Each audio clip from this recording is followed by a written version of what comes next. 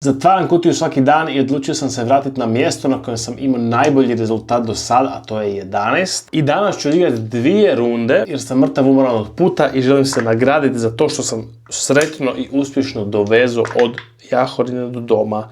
Uvijek se trebaš nagraditi s nekim glupim stvarima i sa glupim razlozima.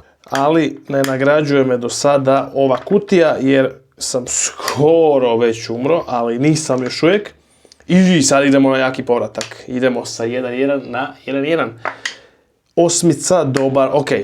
Tuš je za sad dobra lokacija, čini mi se, jer ovo je već iznad prosječan rezultat, a sad postaje već ozbiljan kandidat za Hall of Fame. Trebam 2 devetke i 12-icu. 6. Ide druga runda. Rijetko imam ovakvu priliku da igram 2 runde, nadam se da ću iskoristiti dobro. 9 za start. Trebalo mi je prošlo bacanje. Doslovno prošlo bacanje trebala bi 9 i sad bi bili dobri, ali dobro. Neka. 9 i 10 smo spustili, to je vrlo solidno. 7.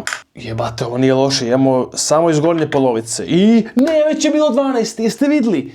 Ide fucking slow motion, bilo je već 12 i onda na kraju 8, što nije ni tako loše, ali dobro. 4. Krenuli smo na donju polovicu, ali opet jedna dobra partija. Ovaj tuš je stvarno dobro. Opet sam vidio 12-icu. 7, jer smo živi. Da, dobar rezultat. Ovaj tuš ima ono nešto, pogotovo kad je sve mokro, jer se Marta tuširala. 8. Ma daću si još jednu šansu, daću si 3. šansu. Ovo je bilo predobro. Trebam sad to usrat s jednom lošom, da se ne umislim pre. Evo ga! Kako sam znao, evo ti kutio, ali za sada sam zadovoljan, vidimo se sutra.